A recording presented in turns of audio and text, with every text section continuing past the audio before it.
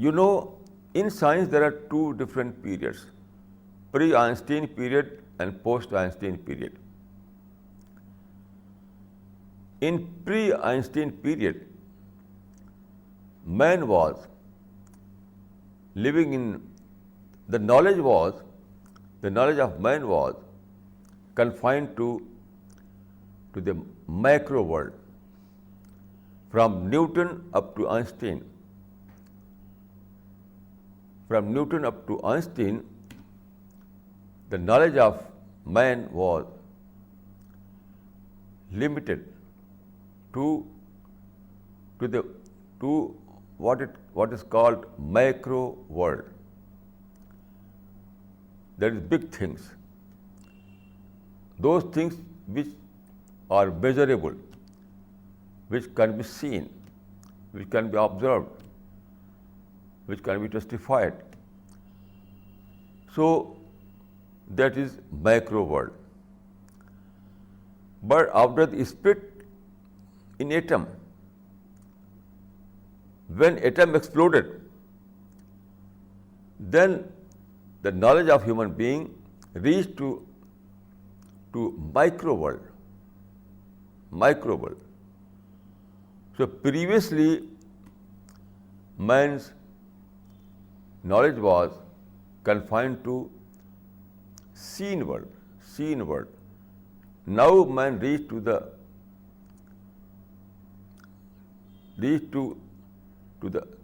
unseen world. This was the difference. So now, in pre-Einstein period, everything was measurable. At that time, reasoning was based on those things that were observable or measurable. So in logic, at that time, logic was based on direct argument.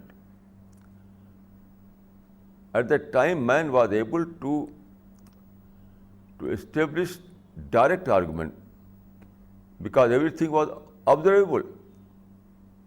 Even light was observable. So according to Newtonian concept, light was a combination of tiny particles. That is called Corpus's theory of light. In the history of science, it is called Corpus's theory of light. But now this theory is discarded. No one believes in Corpus's theory of light. So when knowledge reached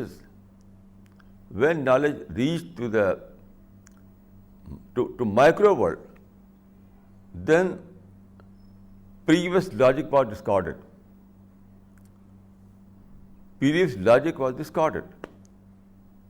Now they developed a new kind of logic that was based on inferential argument. Now it means that now, according to the present scientific stand, inferential argument is as valid as direct argument. Now the inferential argument is as valid as the direct argument. So what is the matter? The argument of believers was based on this formula.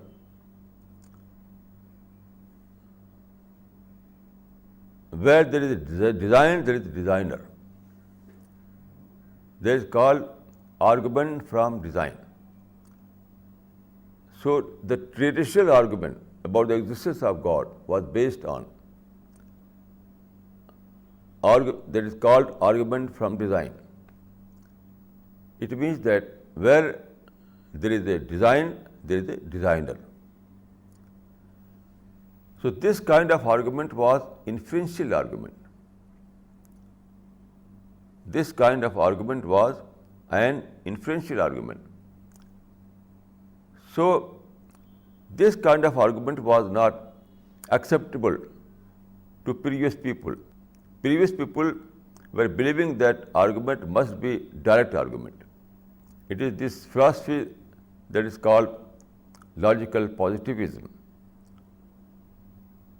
So according to logical positivism, inferential argument was not valid. Inferential argument was not valid. But now, after the split of atom, everything changed. Now, according to Bertrand Russell, there are knowledge are of two categories: knowledge of things, knowledge of truth. So, as far as the knowledge of things is concerned, you can establish direct argument. But as far as the truth is concerned, you are compelled to use the inferential argument. So Bertrand Russell admits in his book Human Knowledge, Bertrand Russell and all other philosophers admit that now in post-Einstein era, inferential argument is as valid as direct argument. So when I said to that gentleman that the same argument, the same criterion which you have to prove anything else, so I referred that now we are living in post-scientific, now we are living in post-Einstein era. And now there is no way except to accept inferential argument as an valid argument. Otherwise, you cannot prove anything. For example, all the scientists believe in X-rays. But what is X-rays? You cannot prove X-rays by direct argument. You are compelled to prove X-rays by inferential argument. So when I said this, I referred to the present situation. Now you cannot say.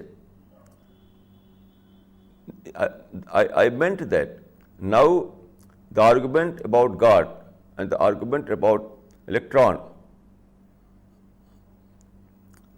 are one and the same. About electron, you use inferential argument. About X-rays, you use inferential argument. About God, we prove the existence of God by inferential argument. You also prove the existence of electron by inferential argument. So there is no difference.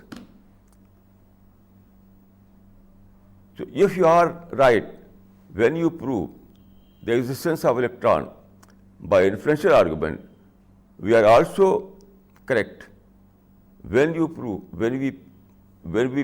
prove the existence of God by inferential argument.